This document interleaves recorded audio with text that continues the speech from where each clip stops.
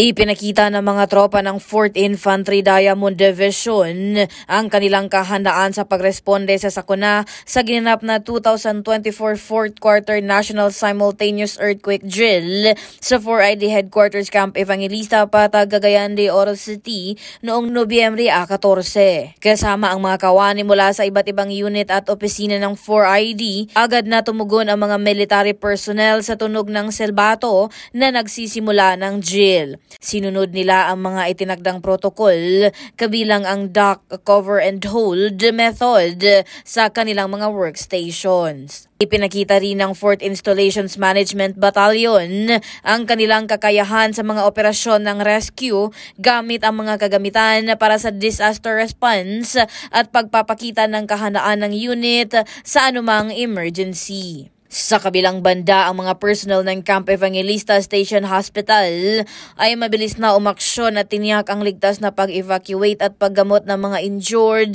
bilang bahagi ng medical response protocol ng drill.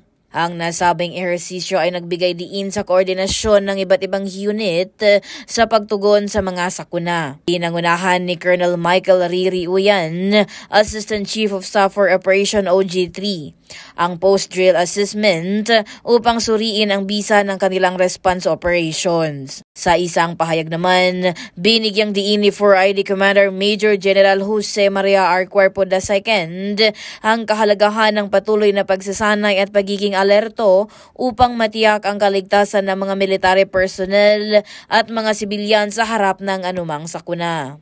Napapanahong balita, serbisyo publiko para sa Pilipino. Jay Hapas, 4ID News.